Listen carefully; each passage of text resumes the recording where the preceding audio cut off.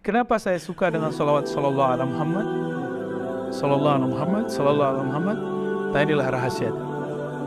Karena mengundang pintu rahmat. Jadi kita lagi mengundang biar Allah cinta kepada kita. Maka sebenarnya siapapun yang bersalawat detik ini, detik kemarin, besok, sebenarnya Allah sudah menyebut namanya. Berarti kita takbir baru besar mulut, belum besar di kolbu. Kita salawat belum merindukan yang disebut namanya, yaitu Nabi Muhammad. Maka wajar salawat ini tidak membuat Allah kemudian jatuh cinta, apalagi makhluknya. Assalamualaikum warahmatullahi wabarakatuh. Pada video kali ini kita akan mendengarkan kajian Islami oleh Al-Ustaz Buya Ar-Razi Hasim. Jangan lupa subscribe agar tidak ketinggalan video seperti ini di masa yang akan datang. Mari kita dengarkan ceramah tersebut. Jadi kenapa saya suka dengan salawat sallallahu alaihi Muhammad, sallallahu alaihi Muhammad, sallallahu alaihi Muhammad? Nah, inilah rahasianya. Karena mengundang pintu rahmat. Jadi kita lagi mengundang biar Allah cinta kepada kita. Sebenarnya duluan Allah mencintai kita atau kita mencintai Allah? Kita ini baru diciptakan, Allah enggak? Allah yang maha menciptakan. Duluan mana? Maka sebenarnya siapapun yang bersalawat detik ini, detik kemarin, besok, sebenarnya Allah sudah menyebut namanya. Allah sudah menyebut, maka abshiru ayuhan musallin al mushtaqina ila Rasulillah annallahu hazakara ismakum. Ya? Maka berbahagialah orang-orang yang bersalawat, Allah menyebut namanya di dalam rahmatnya. Ya? Lalu kata Imam As-Sakhawi, dulu di zaman Bani Israel,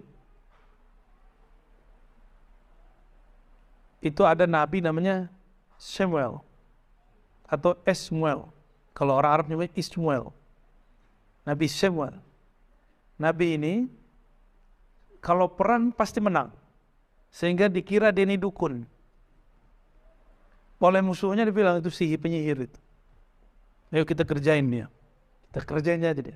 Akhirnya beliau ini dibuatlah semacam konspirasi untuk menjebak Nabi Samuel. Tapi beliau tenang aja.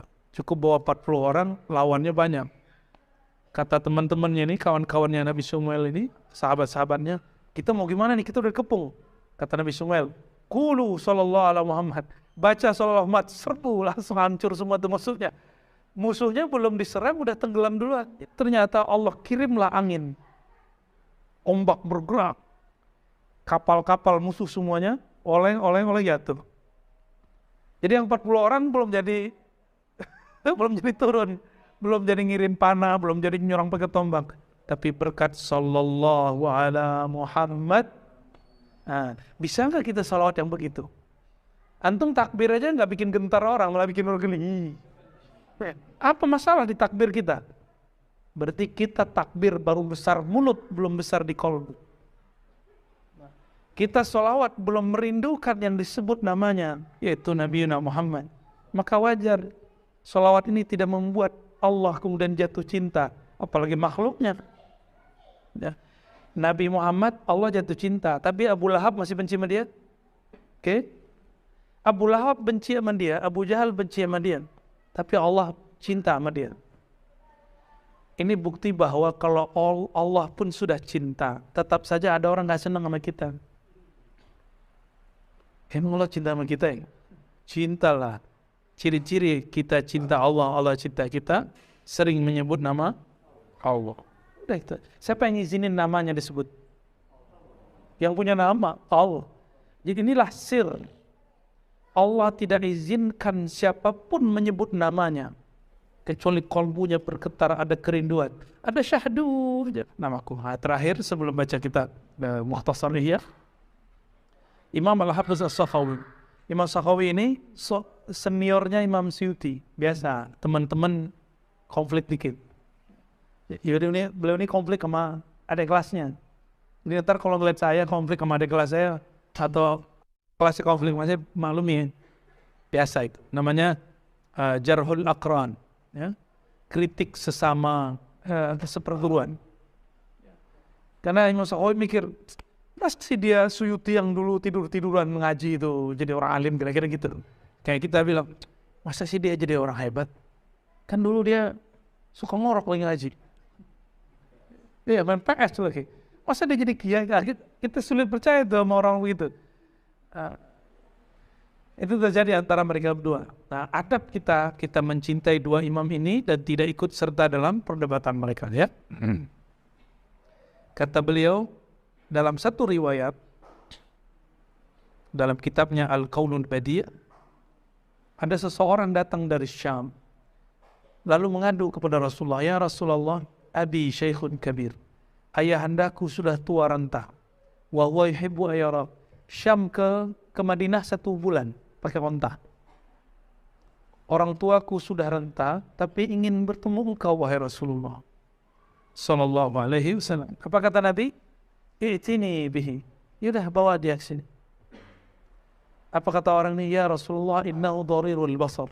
Orang ini matanya kena penyakit lalu buta, katarak kalau sekarang. Faqala qul lahu, ya sudah, amalkan ini. Nabi kasih ijazah.